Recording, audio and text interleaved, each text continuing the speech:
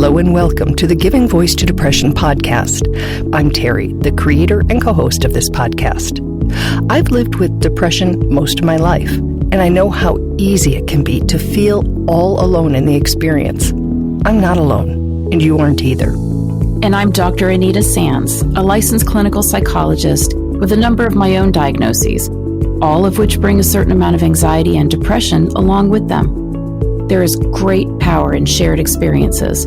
We share our own as we engage in intimate and candid conversations with our weekly guests, exploring different perspectives on and experiences with depression. We keep it real because depression is real. We keep it hopeful because there truly is hope, in spite of what depression tells you. This podcast is produced in partnership with Recovery.com. Recovery.com provides resources and information for individuals seeking treatment for mental health or addiction issues.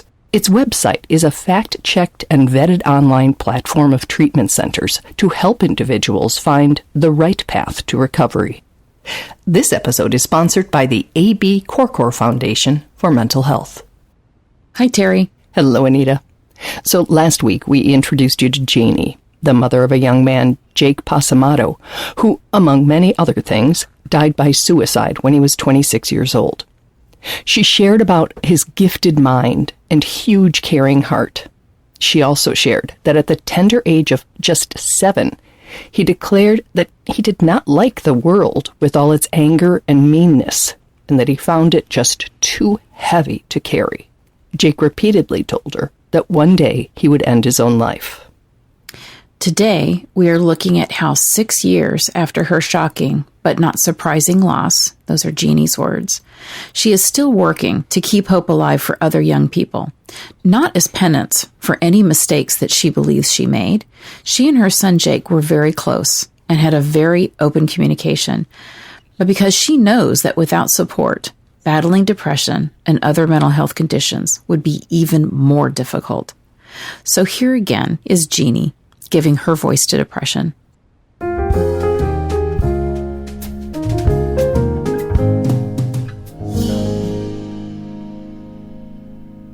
Jake was a big part of a big car community centered around drifting, which is events that primarily take place at venues such as US Air in Shawano, Wisconsin, which was Jake's home track, which there are tracks all around the United States and in other countries where kids do this. But it's on a closed course, and I liken it to, when you drive in the snow and the rear end of your car gets away from you, you drive into it. And this is what these kids all do on purpose. They get out on the track and they make the rear end of their car swing one way and they drive into it and they look like they're driving sideways. And I mean, it's a huge culture. It's one of the coolest things. And from day one, Jake brought us along. And after Jake passed away, we waited a month to hold his memorial service. And the car community that he's part of had an event scheduled for that weekend. And they asked if they could make it a memorial event for Jake. So that became Rio Bash. Jake's nickname was Rio. Don't ask me why. To this day, couldn't tell you. We have no idea how he got that nickname. But that was his nickname, Rio. Rio Bash has become an annual event in Jake's honor to raise awareness for mental health and the need to be there for each other. We had shirts made and we put the hashtag check on your friends because we decided that we wanted people to remember to look out for one another. And if anybody could do that, this car community was such a big, tight community, a big family, if you will. And I always tell all these kids, I say, Jake knew what he was doing when he dragged us along to the track because he left us in good hands with all of you. If you listened last week, you know that a hashtag check on your friends bumper sticker is how we connected with Jeannie. We saw it on a truck, asked the driver, who turned out to be one of Jake's friends, if it was a suicide prevention message, and were connected with Jeannie. We ship those check on your friends stickers worldwide. They are in more countries and more little towns and more little villages. And not a week goes by that I don't get messages from people who say, hey, do you have those? Can I get them? I saw one on a car, or I heard about it, or I saw a post that somebody shared. We need that. And so that's how we share hope. And I know that there's hope because of how that happens. I have You Matter stickers on my car and previously my truck.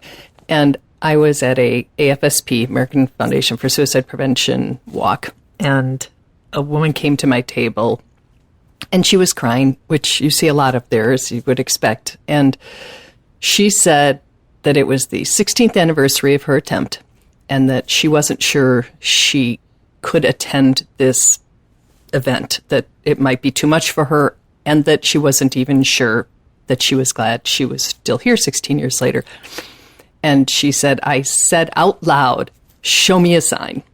Oh! And she said, I drove by a truck and I read the little sticker and it says, You Matter. And I said, was it navy blue? And she looks at me and I point over my shoulder because I was parked right there to get the tent and everything out of it. And she said, oh my God, I drove by you. Yeah. And I said, you did, and I'm so glad you're here. Yeah. So it really is interesting. And I say, like, I don't want to talk in bumper stickers. It seems trite, but it's not. It's if it's just what you need to see Right. at just the right time, it is wildly impactful. Agreed. And I believe that we get nudged in the direction we need to get nudged in. I really, really do believe that. Like you said, it's super impactful, and you never know, who you're going to make a difference for. Yeah. You never know. But I really believe that that's kind of how it happens. Jeannie and her husband Pete, Jake's stepfather, have been nudged far beyond shipping bumper stickers around the world. They use money raised at Rio Bash to fund their other mental health support efforts. More and more, I see this community being more and more comfortable with looking out for one another. And it's less of, 6 years ago when Jake Furtz passed away, people were it was very tenuous to try to reach out to someone and not feel like a weirdo or feel like you're being pushy or whatever. And now it's a thing. It's an amazing thing to watch happen because everybody looks out for one another. And throughout the year, we support people who are struggling. We pay rent, we pay groceries, we give kids gas money, we pay for therapy sessions, you name it. If somebody reaches out to us and tells us they're struggling, there is no condition or no form to fill out. There's no questions asked. There's just us asking how we can support them. And we help them fund whatever it is they need to help keep them on their feet. And so 100% of the money that we make goes back into that community. And not just into the community of kids we've met and kids that we know, but in the true check on your friends, pay it forward thing. The kids in this community will reach out to us and say, hey, I know that so-and-so isn't part of the car community, but they're really struggling. And I don't know who else to reach out to see if we can get them some help. So that pay it forward thing, or that light that gets shown on somebody else, works that way too. So that's how we push it out into the community and pay the community back, I guess, for how they've supported us. Jeannie describes support as keeping our hands on one another's backs. A simple phrase and gesture with a potentially profound impact. And, I've had a lot of kids say to me over time, it's really hard if I'm struggling to check on somebody else. And so last year we talked a lot about the light that you shine, the light that you carry. When you shine that on somebody else, it's kind of a cool thing about how that light shines back at you and lifts you up. And so all of those things kind of happen under that umbrella. That Check on Your Friends umbrella was originally opened to shelter the car community that lost more than Jake. Prior to Jake going, 3 of his friends in his closer circle of people in the car community left of their choice. And in 2015, one of his very greatest friends made that choice. And I was scared every moment after that we would lose Jake immediately after that. And then there was Jake. And since then, there have been 3 other. So Jake is one of 7 in his closer car community. And I worry that there is this phenomena among people who make that decision. But maybe you understand what I mean when I say that. There is a contagion effect. Yes. And we see it after celebrity suicides. And that's why it's so important to responsibly report on those and to always let people know that there are resources available and such.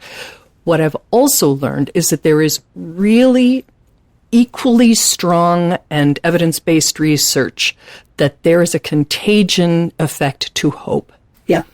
And that if we say, I was there and I chose to stay, I was there and I got help and I am living a life worth living, that is also, in quotes, contagious.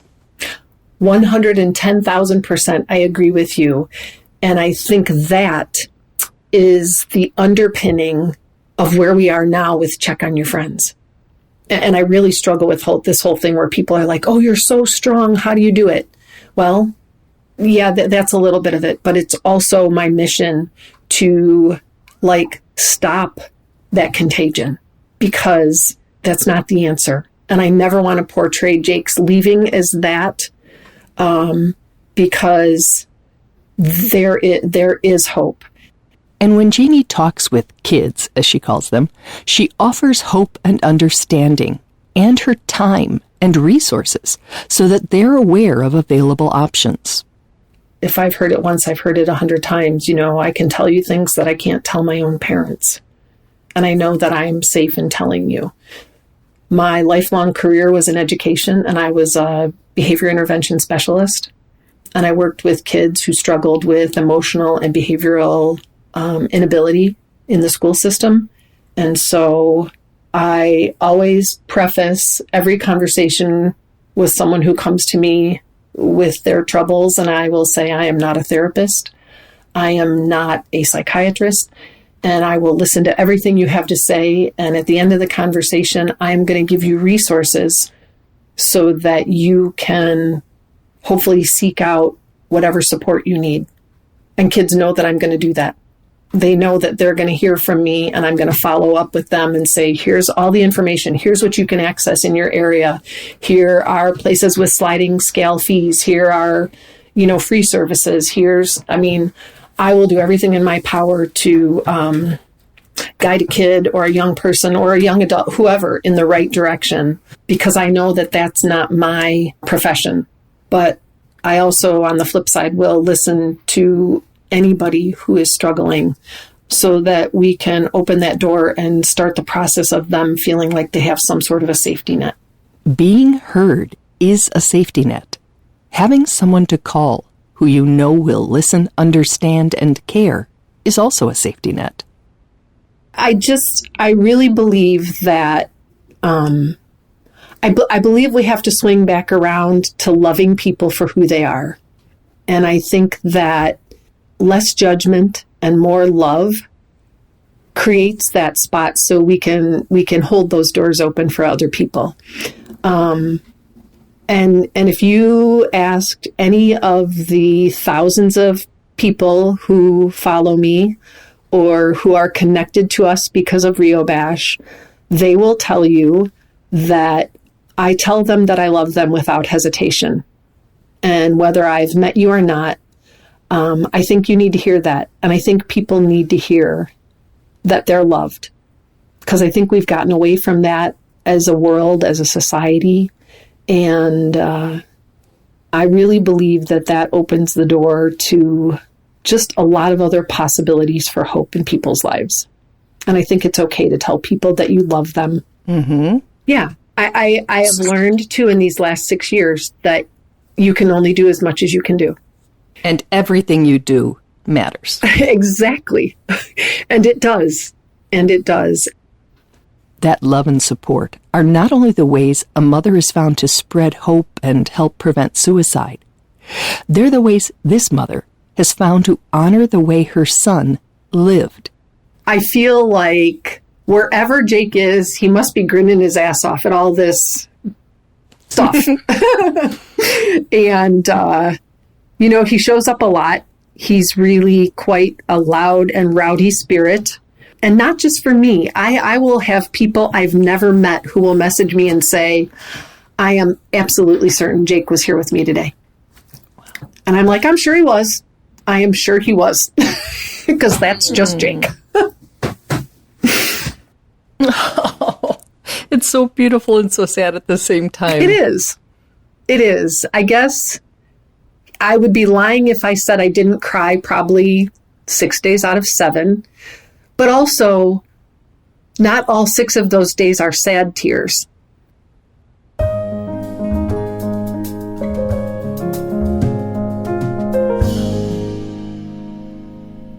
Terry, I always seem to say after so many episodes that we do, I think this is my favorite one, but I really felt that way about this one because Jeannie is just like this normal person who took this awful tragedy and she spun out of it so much hope and this non-judgmental support and caring for others and improving awareness and trying to create a safety net for people who are struggling. And she did all of this with this really beautiful feeling of unconditional love for others as well as for herself and what she had gone through trying to help her son. And she was doing all of this too while grieving. This is something that we don't want to say, oh, she's like a superhuman. She's a normal person. She was grieving. She just said, I'm going to do this with my grief and while I'm grieving, not instead of it, and not in spite of it, just really did it with it. And from the very beginning. Yes. Mm-hmm. Yeah. So I'm in awe. I'm so profoundly grateful for her, for people like her, for Jake. I'm so grateful and in awe of his being willing to battle this for so many years as well. So, as I was thinking, what do I want our listeners to remember or to know if it's not even something that they know just yet? So I just felt really called to put out a few reminders. So no matter, who you are or where you're tuning in from and what you're going through, this is for each one of you. I want to remind you that you are worthy, that you are worthwhile, that you are worth loving, you are worth supporting, you are worth being with, you are worth interacting with, and you are valid and deserving of life and love and anything that you need to make life worth living. That's just a message that I really wanted to make sure that went out this week. I think when I hear this episode, I might rewind and play that again, because hearing you say that, I was welling up a little bit. I was trying really hard to take it in because my brain fights those messages too. Mm-hmm. And they're really important messages. And they are, of course, the ones that get lost and drowned out by, depression and other mental illnesses. And it's just important. If you need to rewind it, you need to re-listen to it. Do it as many times as you need. But it's all true. Those are the real true facts about yourself.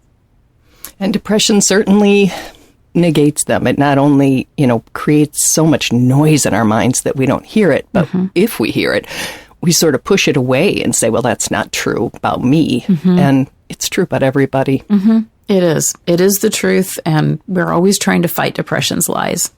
Yeah. Well, thank you for that. I personally, not that I'm deeply struggling right now, but I'm struggling enough that I needed to hear that. So thank you. Also want to just remind anybody who's interested in following Jeannie's work or connecting with that community, it's primarily on Instagram with the hashtag #CheckOnYourFriends, which is great advice.